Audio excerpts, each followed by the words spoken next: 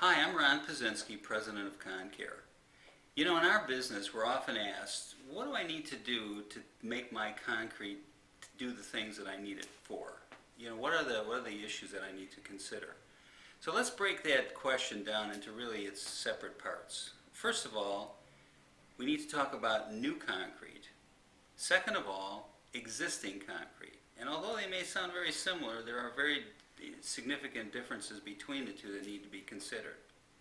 Next, we need to consider physical requirements. In other words, what are you going to do with it? How are you going to use it? And finally, last but not least, are operational issues, operational questions.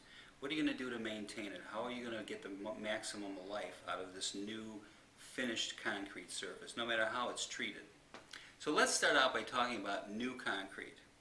With new concrete, there are four things that need to be considered.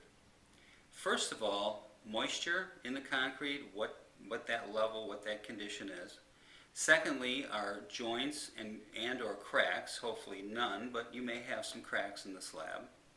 Thirdly, you'd want to consider the physical properties of the concrete. And last but not least, the curing method. So in discussing those, I think the first one we should look at is moisture, because this is usually one that has the most discussion when we're talking about applying finished treatments to concrete.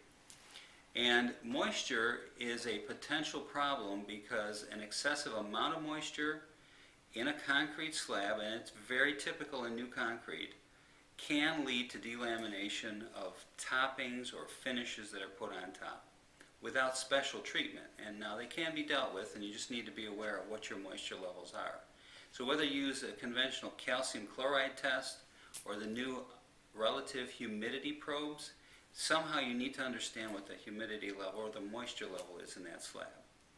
Second thing we need to consider is whether there are, and to what extent there are, joints and or hopefully none, but cracks in the concrete. The joints are the perfectly straight cut separations in the concrete, and if you really cleaned them out and looked down at the bottom of them, you should see a crack, and that's what they're intended to do, is provide a place for concrete to crack. Those joints may or may not need to be filled based on your operation, but you should consider whether that's going to be part of your total solution when you're finished with the project. Same with cracks, although as I said, if the joints are placed properly, there really shouldn't be any cracks except at the bottom of those joints where you really can't see them. The third thing that we want to consider is physical properties. How has that concrete been finished? What are the strengths of that concrete? Is it satisfactory in terms of the conditions of the slab?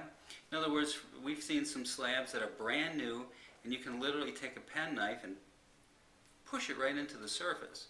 Well, certainly if you have that kind of a condition, there's some things you can do or have to do with that slab that you don't need to do if it's in good shape. So the physical conditions of the concrete need to be considered.